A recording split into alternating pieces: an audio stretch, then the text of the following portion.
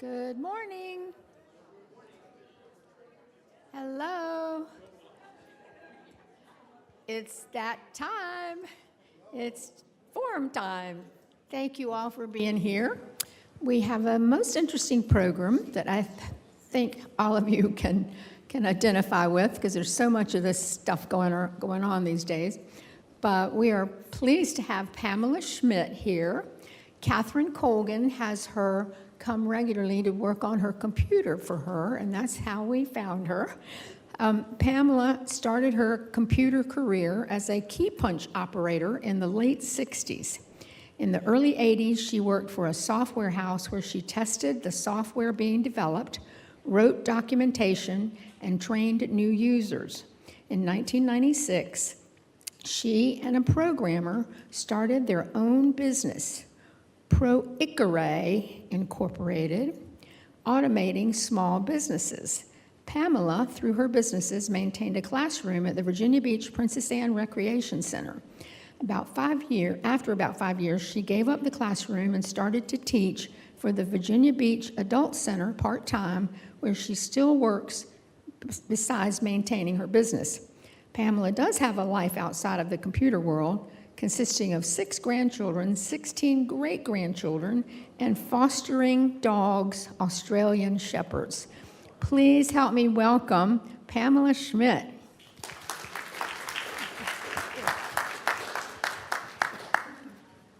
Can you hear me? It works. It works. I thank you all for inviting me. I'm looking. Hold it up. Hold it up. You think I was a singer or something? I appreciate you guys inviting me to this forum. I teach a shortened version of this at the Adult Learning Center because I don't have as much time. I don't have 45 minutes in my beginner's class to do things, so I have to go through it very quickly with my Adult Learning Center students. But hopefully I can give you some insights onto what happens with scammers and add a couple little stories about ones that I know have happened to me or other people.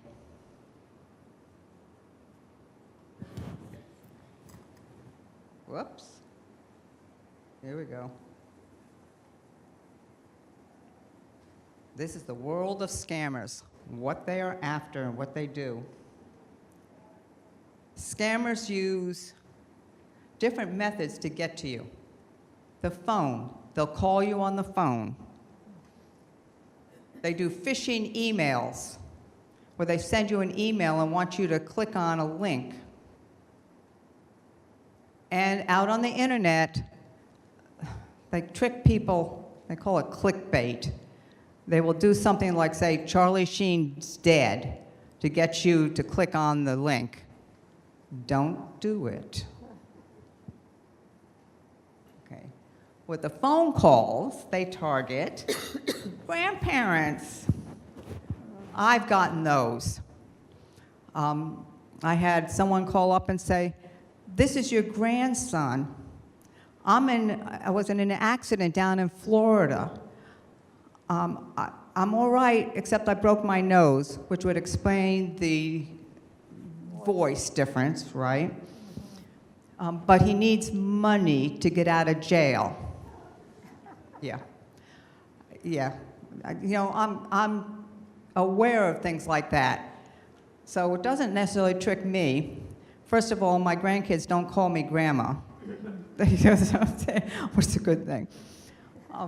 But I said, "Which grandson?" And he said, "The oldest." I said, "They're twins." Now, mind you, I do not have twins. I said, "The oldest. I don't know which one is the oldest. Which one are you?" And he said something like Michael and hung up on me. Yeah. And then I called my son and said, "Do you know where your child is?" Okay. PC users. They call and tell you you have a virus on your machine. And they say that they can prove it to you. If you go to your machine and bring it up, they will show you that you have a virus. What they have you bring up is the log. Now, this was off of my machine. Now, I sorted it so the errors were at the top. Normally, they're mixed up between the yellow warnings and the green's okay. That's normal. If my computer tries to go out to the internet and it doesn't work, it'll try again. It puts an error. Though that log file is really for the text, so if you're constantly having a problem, then go in and check things and see what's going on. But it's not a virus, okay? But they convince people who never look at their log files that they have a virus. The phishing emails. They send you an email. They want you to click on the link. It's a bogus link. It's going to take you to a website that is going to ask for personal information. Okay. This is a phishing email. And I got this back in, what year was that? 2005. Okay. I did not have, this Washington Mutual was still in existence. I did not have a Washington Mutual account. I got it anyway. But it says, "Dear Washington Mutual customer, number one, log in to your Washington Mutual internet banking account. In case you are not enrolled for internet banking, you will have to use your Social Security number without spaces or dashes as both your personal ID and password, and fill in all the required information, including your name and account number." People were doing that. Review your recent account history for any unauthorized withdrawals or deposits, and check your account profile to make sure not changes have been made. Can you hear that incorrect English?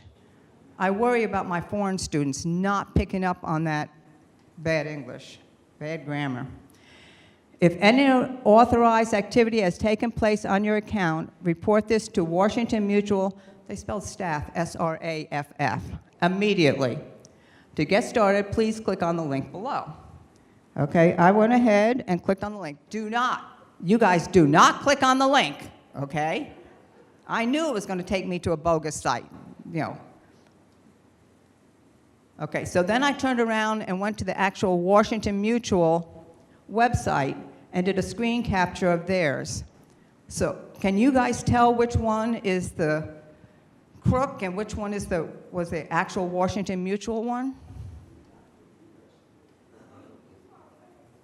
Too far away?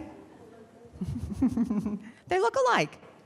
Now, I tried to blow up on the top because you can't see, because it is small, you can't see the address line, but I made it big up there. So can you tell which one is the bogus? And what makes you think it's bogus? Not necessarily. Well, yes and no, but not necessarily just, the numbers aren't the reason. Do you see he was correct that it is the left one. I'm sorry. Mm-mm. Nope, look at that address. The bogus one says http://. The good one is https. S means secure. Now, a lot of websites aren't secure. My website isn't secure. But I'm not asking anybody for any information. I'm giving out information. But anytime you are being asked for any information, you need to make sure it has the S on it. It needs to say HTTPS. And I don't know if you can see on this first one, do you see where it says, underneath the address bar, it says HTTPS and then it says login? They typed that into the website. I can type anything I want into my website. They're trying to trick people into thinking it's secure. If it's not in your address bar, it does not count.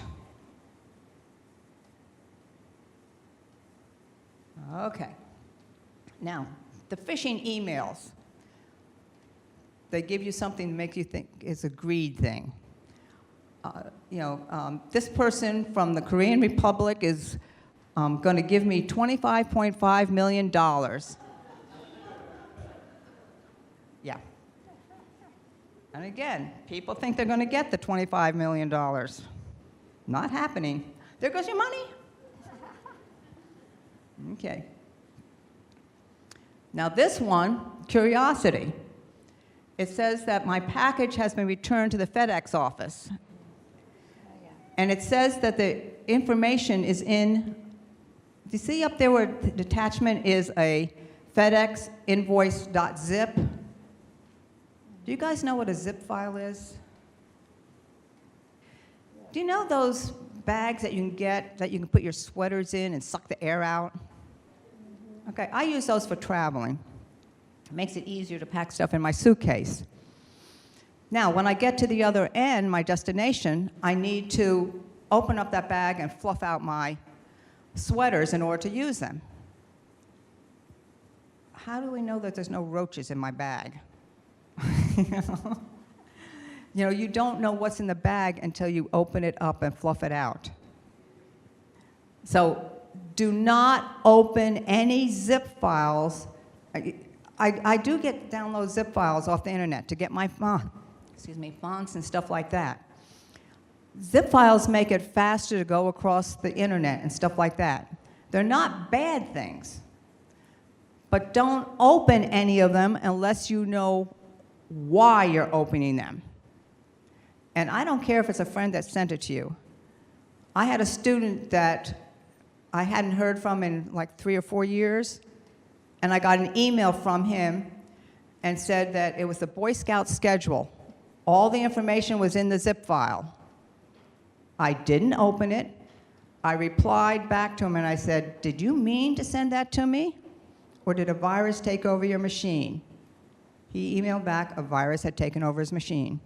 If I had opened that zip file, it would have released the virus on my machine. So don't assume because it's a friend of yours. You know, if we had been talking about it in class or something, and he said he was going to send it to me, that'd be different. But this was out of the blue. So be very cautious. And that one would have had a virus in it, no doubt. Concern. This says my payment didn't work. So if I got something like that, I would turn around and just call my bank and say, "I got this email. Chances are it's bogus, but could you just check?" Do not click on any links that they give you, because again, they're sucker-youing into clicking on something where they're going to take your information. I love this one. My brother-in-law got this one. Now, just so you know, they live in Texas, in Fort Worth. And he got this email. He said, "I am Special Agent Mark A. Morgan from the Intelligence Unit of the Federal Bureau of Investigation, FBI. We just intercepted, confiscated one trunk box at the Dallas-Fort Worth International Airport, Texas." I can read from there. "Are on the verge of moving this consignment to the Bureau headquarters. However, we scanned the said box and found out that it contained a total of US $10.5 million. Okay, so now we're working on the greed, all right? Investigation carried out on the diplomat who accompanied this box into the United States revealed that he was to make the delivery of the fund to your residence. As these funds are entitled to you, been contract inheritance overdue payments. The funds were from the Office of Minister of France, Federal Republic of Nigeria." So that first thing is the greed. They're going to send me money, right? That box is ready to get to my house. Furthermore, after cross-checking the information we found in the box backing up as your beneficiary of the funds, it became known to us that one of the documents is missing. This document is very important. Until we get the document, the box will temporarily confiscate pending when you will provide it. The much-needed document is the Diplomatic Immunity Seal of Delivery Certificate. This document will protect you from going against the U.S. Patriot Act, Section 3114A and Section 3114B. This delivery will be tagged a diplomatic transit payment once you get the documents. Now, just so you know, I actually did look up the Patriot Act, There's no such thing. I mean, I knew it was a scam, but I wondered how much they had real in there. You are therefore required to get back to me on this email within 72 hours so that I will guide you on how to get the much-needed document. I love this part. Failure to comply with this directive may lead to the permanent confiscation of the funds and possible arrest. We may also get the Financial Action Task Force on money laundering involved if you do not follow our instructions. You are also advised not to get into contact with any bank in Africa, Europe, or any other institution, as your funds are here now in the United States of America. They're scaring people into complying. And again, people get scared. Do not let these things scare you. As a little side note, I had a student call me a couple months ago, hysterically crying. She couldn't breathe. I was trying to get out of her what the problem was. And then I could hear in the background, her computer, it said, "Do not turn off your computer."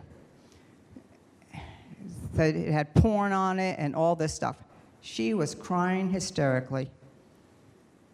I told her, I said, hold, because this was a laptop, I told her to hold the button down until it went off. I didn't care what the computer was telling her. Turn the computer off. I said, count to 10 slowly and turn it back on. Technically, you don't have to wait to count 10 slowly, but I needed her to breathe. I said, they just wanted to scare you, and it worked.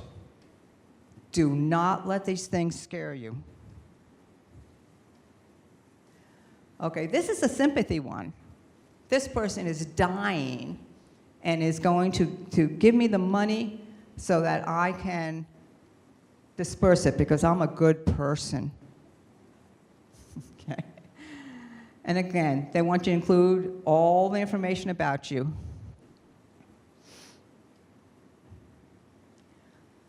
This is another one I like. This one came from my cousin. Now, just so you know, my cousin is really, really smart, much smarter than me. His job was to go around the world and install networks in international banks. Smart man. Okay. So listen to the verbiage on this one. I'm sorry for this odd request because it might get to you urgent, but it's because of the situation of things right now. I'm stuck in the United Kingdom with family right now. We came down here on vacation. We were robbed. Worse of it, our bags, cash, and credit cards were stolen of us at gunpoint. It's such a crazy experience for us. We need help flying back home. The authorities are not being 100% supportive. But the good thing is that we still have our passport, but don't have enough money to clear the hotel bill. Please, I need you to loan me some money. I will reimburse you as soon as I'm back home. I promise. You have word. I knew right away he'd been hacked. His email had been hacked, and they sent this out. The hackers sent this out to everybody in his address book. Okay? Now, I knew it was a fake, but our mutual aunt did not. She at least called his sister and said, "Is David all right?" Now, one of his friends was faster than me. As soon as David realized that he'd been hacked, he got out onto Facebook and posted that he'd been hacked, ignore it. And one of his friends responded back, "Dude, I just told my Nigerian banker to send you my $10.5 million. I wasn't that fast. Okay, passwords. This is very important. Think of the passwords that you currently use. How secure are they? There are certain rules you need to go by. Okay? Do not use the same password for everything. How many of you do that? Okay. Do not write your passwords down. How many of you do that? You know, if you write them down and you lose your list, not only do you not have your list, but someone else may have your list, okay? And if you use the same password for everything, then you're, yeah. Yep. Okay. You're going to use at least 3 of the following: lowercase letters, uppercase letters, numbers, and symbols. Now, you need a password, a different password for everything you do, but you need a way to remember it. Okay? My method, do you see this password that's going up there? Do you think that's hard or easy to remember?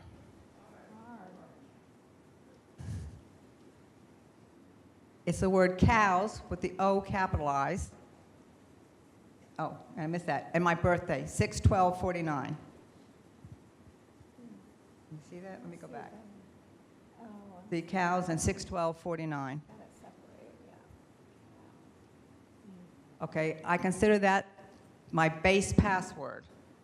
Now, by the way, this is the one I use in class. It's not my real password. My real password has a longer word and a different number, because I really do tell everybody my birthday. How do you get chocolate if you don't tell people your birthday? Okay. What I do is I add where it's going, what it goes to, like to the end of it. So what will happen is, the only thing I have to memorize is my base password, and then I'm going to know what the rest of it's going to be. BB&T. eBay. You do have to remember which ones you had capitalized and which one you didn't. So on eBay, if I type it in and I type it in with a lowercase and it comes back bad password, I'm going, okay, darn. That was one where I capitalized the letter, you know. But I know I have a very limited ones that I have to check. Okay? And there's a website for Urban Legends is a really good website for checking on scams. And hoax emails. There's a lot of hoax emails that get sent to me. One of them was what was it? I like the kidney one, though I haven't seen that one in a while. It was a warning, be careful when you go to bars and stuff like that, that someone's going to drug you and you'll wake up in a hotel room, all hooked up in the bathtub, they've stolen your kidney. You do realize that people believe this stuff, right? And that's why they keep sending it around and it around. There was one about the chocolate chip cookies. Did any of you get the chocolate chip cookie one? Yes, yes. Neiman Marcus. It said that the person had gone into their restaurant, they had like a little cafe, and had liked the chocolate chip cookies and asked the waitress if they should get the recipe. The waitress said yes, and came back with the recipe and said it'll be $2.50. Woman thought $2.50. When she got her credit card bill, it was $250. It was a fake. That whole thing was fake.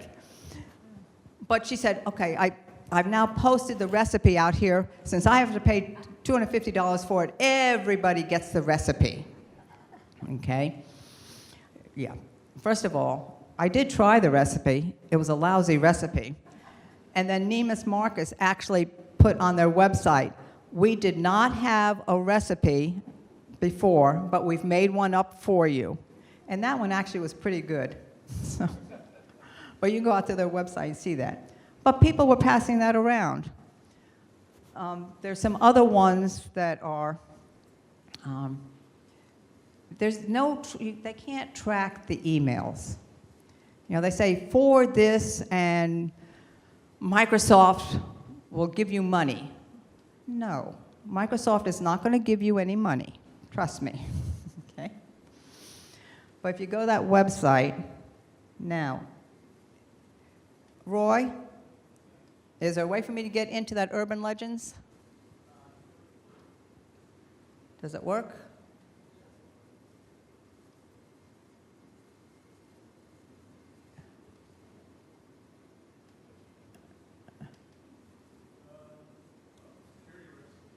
It's a security risk.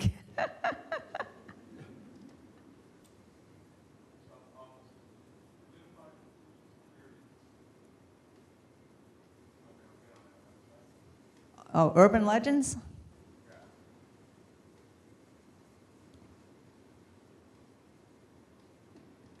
You can maximize that. You can sign up for their free, thank you, for their free email. It only comes out maybe twice a month. But what it does is it will tell you all the latest scams that are coming out. And it actually tells you how they work. How does a Nigerian scam work? Things like that. And see the Urban Legends down there? And they will tell you whether it is true or not. There's something in there about the exploding water from the microwave. Microwave exploding water? Yeah, I see. Microwave oven and water. Yeah, that one. That's actually true. And I can actually make it do it. All it is I put my water to make instant coffee, I put it in the microwave. And then I get sidetracked doing something else, so that by the time I get back to the microwave, the water's cooled down. So I push the buttons and heat it up again. When I take it out and put the instant coffee in it, it explodes. It's that double heating of the water that does it. If you put a spoon in there, then it doesn't do it. Okay. Yep, thank you. Okay, let me get back to this. Okay, some other things. Whoops, didn't mean to go that far. Go back. Snoops is another one that if you get these emails claiming stuff, you can check with Snoops. They too check the things out. The Federal Trade Commission. Roy, can we get into the Federal Trade Commission?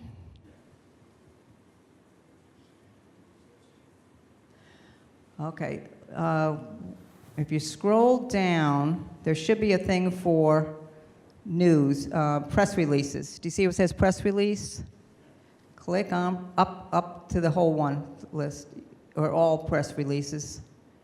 Yeah, that'd be good. This is our tax dollars at work. I love this. If I'm bored in the evening and want something to read, I'll go out there and read all the things, because the Federal Trade Commission goes after businesses and stuff that are scamming people. And they tell you how they're being scammed, and it changes daily. By public comment on draft strategies, some comments. Do any of you remember Late Night Chloe, the psychic? Oh, it was good. It was good. This was way back when the 900 numbers came out that you had to pay for. They had, late at night, you'd have Chloe the psychic. Okay. She claimed to be from Jamaica. And what they did, now remember, on the website on the commercial, on the bottom it would say, for entertainment purposes only. But they had a deal that you could call and the first 2 minutes were free. Well, what was happening were people were hanging up before the 2 minutes were up. But that was when caller ID had come out. And the Federal Trade Commission got them, not for psychic stuff, but for the billing. Because what would happen, and by the way, she wasn't from Jamaica, she was from New York City, and there were like 2 or 3 guys behind her. They would turn around and use caller ID to call the people back, charging them the 900 number rates. The Federal Trade Commission shut them down. But there's been a lot of like scams that they're going to fix your credit. So you contact these credit card places and they're going to raise your credit and all that stuff. The Federal Trade Commission goes after them. Okay. Okay. Thank you. I love having an assistant, Roy. Thank you. That's a good one.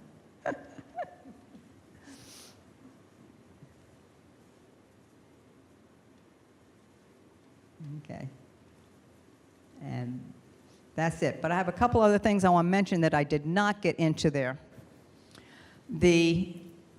A brushing scam. My granddaughter in Missouri called me a couple weeks ago and said, "Did you send me a singing cactus from Amazon?" Going, no. What happens is, it's called a brushing scam. What happens is, let's say I am a seller on Amazon, one of the company sellers, right? I am selling washing machines. Now, the ratings on the washing machines, 1 star to 5. Now, these companies want the ratings to be really good. They also want they want you to think that a lot of people are buying these washing machines. So what they do is they will pay someone to order the washing machine as a gift to someone else, but that's not what they ship. Except Amazon doesn't know what they ship.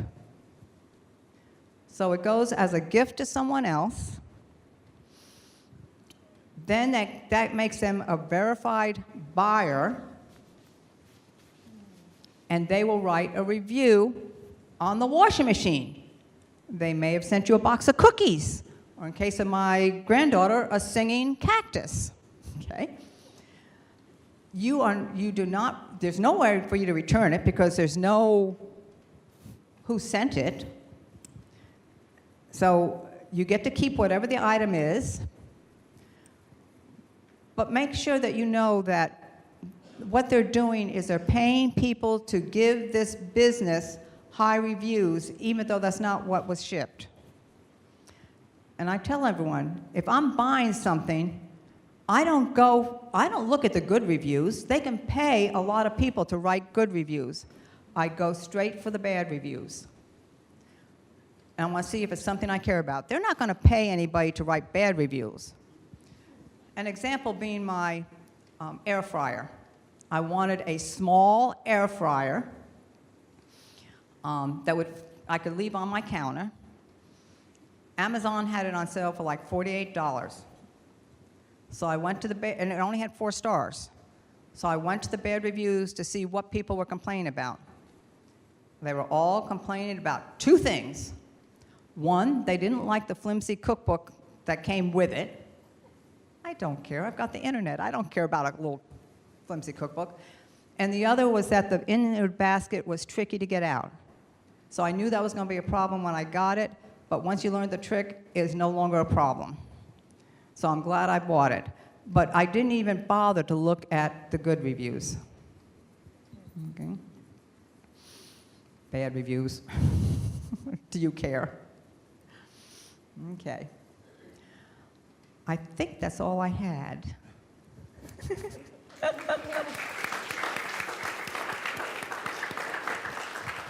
Does anyone have any questions? Question?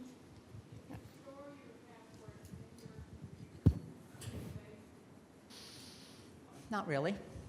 I do store some where I don't care. An example, my password to the library. If someone gets my password to the library, what are they going to do? Reserve books in my name? I'm not worried about that. I don't want to store any of my banking information on my computer.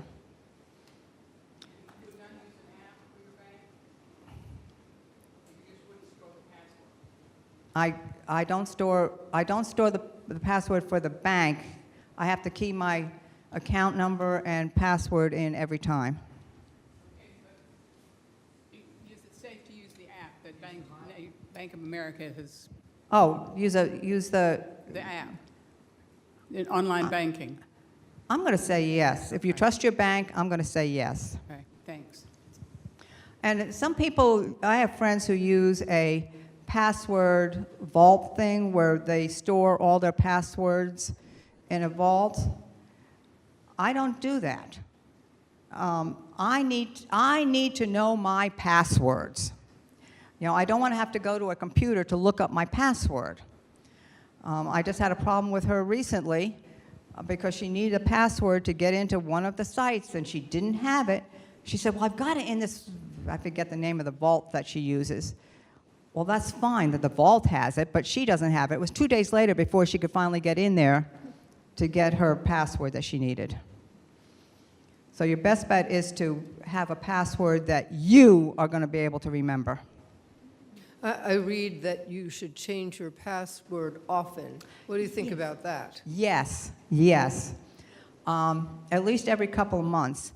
Now, my recommendation on the password, changing the password, I worked for a company for a while that I had 5 passwords.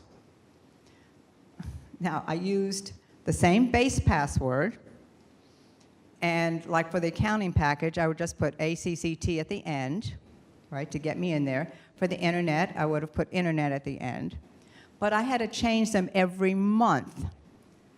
When you go to change them, your best bet is to change it at the beginning of the password, because often they will recognize that you're using the same password if you do it at the end. Now, so I ran into that problem the first time.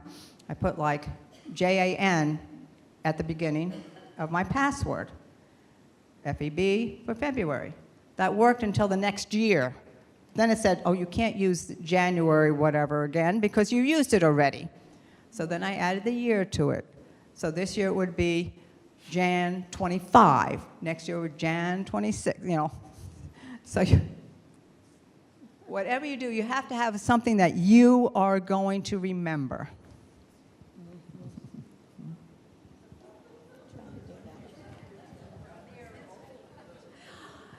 Listen, you guys aren't that much older than me. I'm 76, so. Yeah. How about facial recognition software? I have accounts that will read my face and open it. And I like that because I can remember where my face is. That's good. Just don't shave off your eyebrows or your beard because Val now has got all that. So yes, on my phone, I've got my fingerprint that it recognizes my fingerprint when I go in. Yeah. Which sometimes a problem. You have to get it just right on the phone, but yes. So facial recognition is good for your own devices. It's amazingly convenient. There used to be a way to, in fact, there probably still is, where you can, instead of typing in a password on some of the computers, on the touch screens, you can pick like a certain design or whatever. The problem with that is that your computer is going to pick up your fingerprint and mark it. So someone stealing your computer can actually figure out what that is. So that, too, should be changed monthly. What about surveys that you get from like women's clothing stores that are national clothing stores and like CVS? I get surveys from them a lot. And one of the things, one of them will ask real often is your income amount. And then they give you choices. Yeah, no. None of their business. And well, by the way, on things where I am required to give a birthday, I lie sometimes. There's some certain places that I will do my real birthday. But on the ones where I want to lie, make sure you lie the same birthday every time. So mine, I told you, my birthday is June 12, 49. So my lying birthday is January 1st, 1950. The reason being is that they may come back if I lose my password or something, they may want verification questions on that. But most of the time, they want it to make sure you're not a child or something like that. So that's fine, but I'm not going to, unless it's someone really important to me, like Microsoft has my real birthday, my bank has my real birthday. But most things I will just lie, just use the same lie every time, that if you have to get it back, you know where your lie was. Do you recommend going ahead and forwarding, when you have the opportunity to forward to an agency that you feel like you've been scammed, that sometimes there's a little click there Yes. that you can forward that? Is that Yes. legit? Yes. In fact, for a while when I was getting a lot of them, I was using Outlook, Microsoft Outlook, and set up a rule that it automatically sent them to the Federal Trade Commission. They actually have on their website, it used to be it was unauthorized mail or something like that. It was just 3 letters, .gov, but I'd have to check to see if that's changed. But yes, just forward it to the Federal Trade Commission. That's like this emails that people get, though I haven't gotten one of these in a long time, and that is the ones where, I'm going to say, where it's like they want you to send $5 to everybody on the list, and then your name moves up on the list type thing. Thank you. I had lost that word. Thank you. See, I am old. Yes, the chain letters. You send those, especially those, I send to the FTC, and the FTC puts them in a database, and every month they pick something to work on. They will send those people cease and desist letters, but they have no way of knowing if the people have stopped unless you send them stuff saying, I'm still getting these. So. Other questions? Okay, well, let's thank Pamela for being here today. That's very good. Thank you. I've enjoyed you guys. We appreciate it. And in 2 weeks, we have our city councilman, Stacy Cummings, and Mark Borst, our vice president for real estate and development, coming, and we will have one of the city engineers here to talk about the Shore Drive project and what all is going to be going on with that. And so it's going to be really interesting, I'm sure. So come back on the 4th Monday for that. Thank you all and have a wonderful day. I didn't go the whole